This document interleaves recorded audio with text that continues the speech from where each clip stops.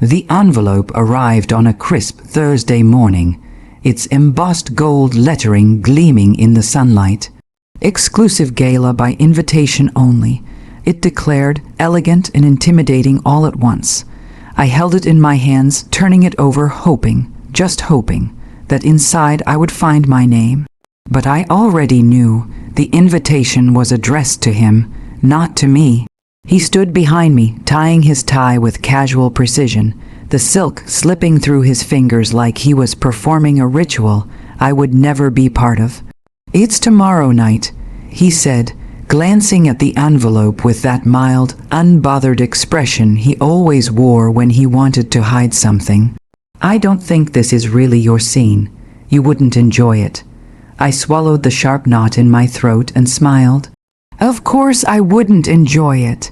That was what he believed, what he wanted me to believe. But the truth, buried beneath years of shared bills, dreams, and late-night conversations, was that I did want to go. I wanted to see the glitter, the high stakes, the world he moved through so effortlessly while I stayed behind. I wanted to belong, and I had been told repeatedly that I didn't. "I'll be fine at home," I said softly, brushing my hand over his shoulder. I tried to infuse warmth, sweetness, a kind of love that might reach through his polished exterior. But he was already walking away, confident in his separation of us. "Not your scene, not your place, not your concern." I sat down at the kitchen table, staring at the envelope. The gold lettering mocked me. Exclusive, that word echoed in my mind, exclusive, unattainable, forbidden. And somewhere deep in the quiet of my chest, it sparked a slow, burning fire. It wasn't just the exclusion, it was the assumption that I would accept it, that I would remain silent, that I would stay home, quietly fading into the background while he stepped into a world I had helped him build. Later that night, I couldn't sleep. I imagined him there, mingling with the elite, charming and polished, all while I sat alone in our apartment, pretending I didn't care. But my mind didn't stop at imagining him. It wandered, circling around the gala, the staff, the guest lists. And then I found it, online, almost as if fate had placed it deliberately in my path. Temporary staff wanted for exclusive gala. Confidentiality required, competitive pay, immediate start. I stared at the screen, my pulse quickening. I hesitated. My fingers hovered over the keyboard, trembling with a mix of fear and exhilaration. Could I do it? Could I step into a world that told me every day that I wasn't welcome? My pride whispered yes. My heart whispered revenge. By morning, I had applied. The reply came faster than I expected. "We would be delighted to have you. Please arrive at 6 p.m. The uniform was plain black trousers, white shirt, no name tag. It was perfect, invisible, a ghost in a room filled with brilliance, charm, and deceit. When I stepped into the ballroom the next evening, I felt a thrill that I hadn't allowed myself in years. Crystal chandeliers spilled light onto marble floors, glasses clinked in polite celebration, and the air smelled of expensive perfume and ambition. I moved among the staff, a silent observer, invisible yet present, and then I saw him, my husband, my life partner, the man who had told me I didn't belong, and there he was, smiling with a warmth that had not been mine for years, but it was for someone else. His hand rested lightly on the small of a woman's back, intimate, familiar, and deliberate. Their laughter danced together across the room, and I realized with a sinking heaviness that this wasn't a fleeting moment. This was a pattern I had never known, a betrayal I had never imagined. I clenched my hands at my sides, my chest tightening with a cocktail of shock, heartbreak, and the first stirring of something darker, something that would change everything. Because tonight I realized I wasn't just standing on the outskirts of his world. Tonight, I had a choice, and I was not going to remain silent. I had never felt so invisible and yet so powerful. The uniform clung to me like a second skin, its plainness hiding every ounce of the anger, hurt, and sharp clarity that had begun to grow inside me. As a staff member, I moved silently through the gala, carrying trays of champagne and hors d'oeuvres, smiling when asked, disappearing when ignored. No one saw me, and that was exactly the way I wanted it. The ballroom glittered with wealth. Men in tuxedos leaned toward women in gowns that seemed spun from light itself, their laughter tinkling like crystal. The staff moved like shadows around them, carrying their plates, their glasses, their burdens, unnoticed and essential all at once. I felt a strange kinship with them, a sisterhood of invisibility. But this was different. I wasn't just invisible. I was watching, observing, learning, and then I saw him again, my husband, standing at the center of a group of laughing investors, looking every bit the charming, perfect man he wanted the world to see. But my eyes didn't linger on his smile. They followed his hand, the way it rested on her waist, light but possessive. The subtle lean of his body toward her, the way his gaze softened when he spoke to her, a softness I had not seen directed at me in years. I carried a tray past them, keeping my head down, my movements fluid and unremarkable. But every word they spoke reached me, carried on the soft hum of music and conversation. "She's incredible," the woman said, leaning in, her voice low and conspiratorial. "I can't believe you've been keeping her all to yourself." My chest tightened. My hand shook slightly as I set down a glass. "I can't believe he's being so obvious." I whispered to myself, though no one heard. He laughed, a sound that once made my heart lift and now made it plummet. "Some things are better kept private," he murmured, brushing a strand of hair from her face. The intimacy, the casual ease, it was all too much. I forced myself to step back, retreat into the crowd, and hide my reaction behind the neutral mask of staff. But it wasn't just the betrayal that cut so deep. It was the arrogance of it, the way he assumed I would never know, never see, never dare to enter the world he considered his own. And in that arrogance, he had left openings. I began to notice details, small slips he didn't realize were visible to someone who was paying attention. The whispered phone calls to his secretary, the way the invoices were casually left on the bar, the mention of financial accounts and properties. My mind, always meticulous, catalogued everything. Names, numbers, dates, tiny breadcrumbs he hadn't realized he was dropping. As I moved through the crowd, collecting champagne glasses and empty plates, I realized I was smiling not in joy, but in the first quiet taste of power. He had underestimated me, assumed I would remain on the outside, silent, impotent, heartbroken. And yet here I was, inside his world, unseen, hearing everything, seeing everything, and already beginning to understand just how much he had left within my reach. I paused near the center of the room, pretending to straighten a napkin on a silver tray, and watched him again. He was laughing at something she said, his hand brushing hers in a way that should have made me furious. And it did, but underneath the fury, a calm resolve was forming a quiet, deliberate plan that had nothing to do with yelling or pleading. Tonight, I wasn't just a wife hurt by betrayal. I was a witness, a collector of evidence, a quiet force in a room full of glittering arrogance. By the time the gala began to wind down, I had photos, overheard conversations, and mental notes of every interaction. The evidence was more than enough to confirm what I had feared. He was cheating, and he believed he could do it with impunity. I walked out into the night air, the cool breeze brushing my face, carrying the scent of roses from the hotel gardens. My chest still ached, but my mind was sharp.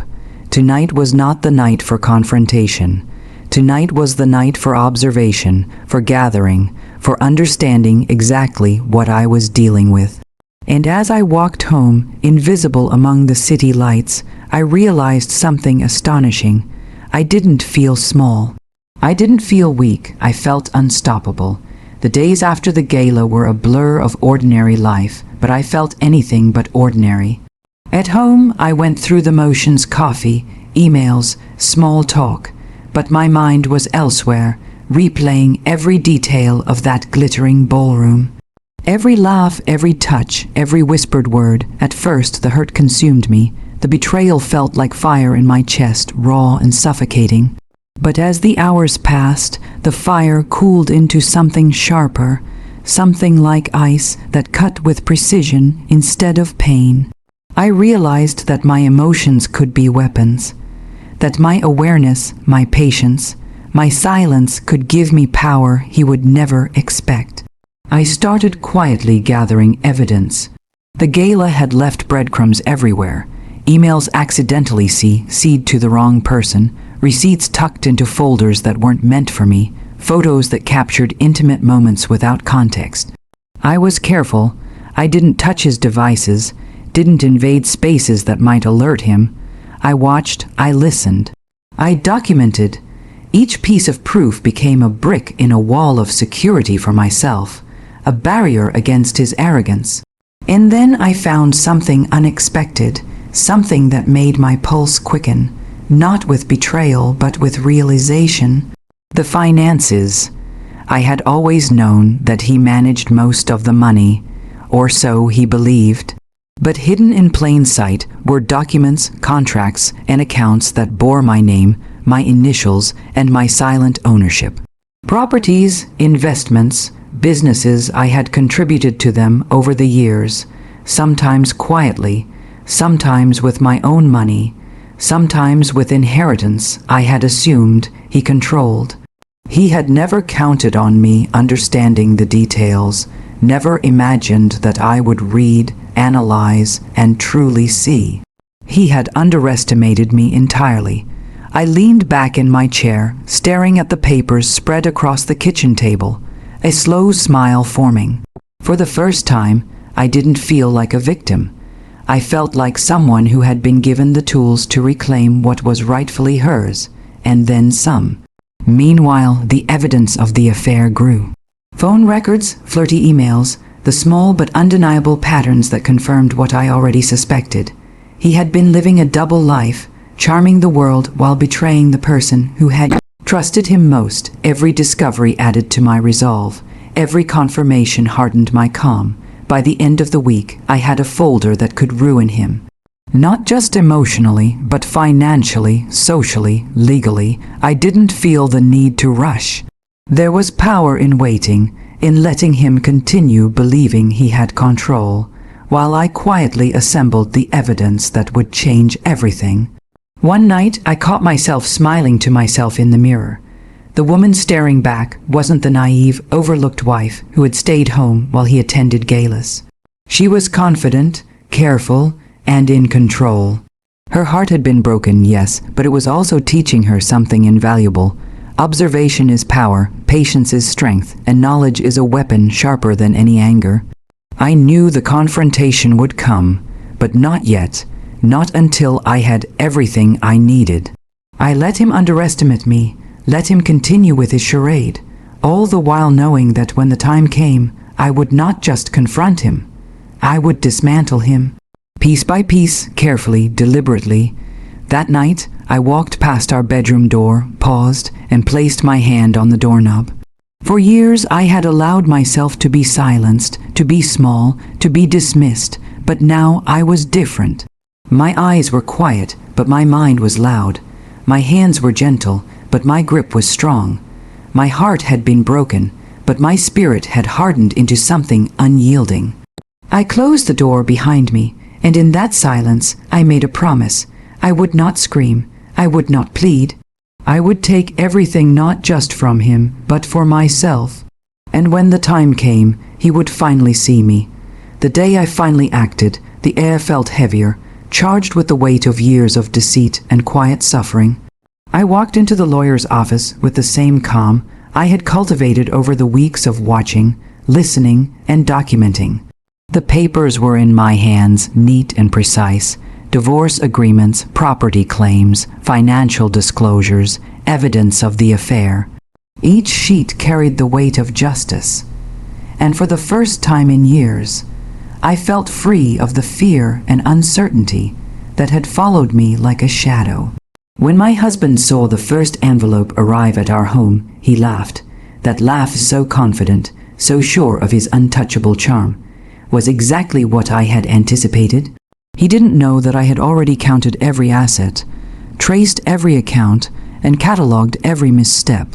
He didn't realize that the woman he had tried to make invisible was now the architect of his undoing. First confrontation wasn't loud. It didn't need to be. I sat across from him at the kitchen table, the very space where we had shared our dreams and arguments for years. I didn't cry. I didn't scream. I let the documents speak. Every page, every photograph, every record laid bare his betrayal and his underestimation of me. He sputtered, disbelief flashing across his face, then anger. "You can't. This isn't. How did you even get?" I interrupted him with a calm smile, one that carried years of hurt, finally transmuted into quiet power. "You forgot who you married," I said simply. "You assumed I wouldn't notice. You assumed I wouldn't understand. But I did. I do. The papers were comprehensive. Properties, investments, joint accounts, all traced and marked. The affair documented. His lover's presence confirmed.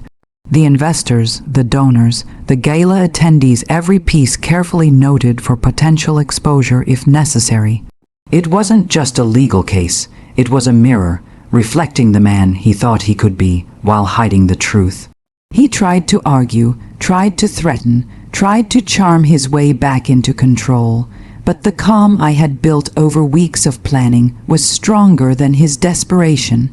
Every lie he uttered, every justification, only reinforced my resolve. I wasn't acting out of malice. I was acting out of truth, and finally, self-preservation. The divorce was swift. He lost access to accounts he had assumed were his, properties he thought untouchable, and the business ventures he believed he dominated. His reputation took hits in ways I hadn't planned, but didn't regret. Investors were careful once they saw what had come to light. His lover faded from his life, unwilling to face the storm that had been quietly gathering. And me, I walked away with what I had always deserved: security, clarity, and the validation of my own worth. Walking through our empty apartment for the last time, I paused in the hallway, letting my hand brush against the door frames, the walls, the memories. The hurt was still there, a quiet echo, but it no longer had power over me. It was replaced by something larger: pride, strength, and the extraordinary calm of knowing I had not just survived, but emerged victorious. I didn't take him back. I didn't yearn for reconciliation. I took everything he thought I would never claim: not just money, not just property, not just legal leverage, but dignity, self-worth, and freedom. The sweet, almost imperceptible joy of walking away from someone who underestimated me was richer than any revenge I could have imagined. Months later, I stood at a different gala, not as a staff member, not hidden in plain sight, but as a guest. I wore a gown I had chosen for myself, smiled at people who truly mattered, and let the chandeliers illuminate not just the room, but the woman I had become. I thought of him briefly, and for the first time there was no anger, no longing, only a quiet, deep satisfaction.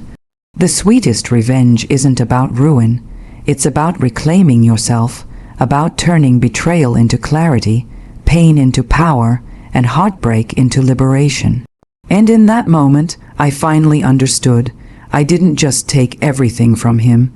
I took back my life, and nothing, not even his brilliance or charm, could ever touch it again.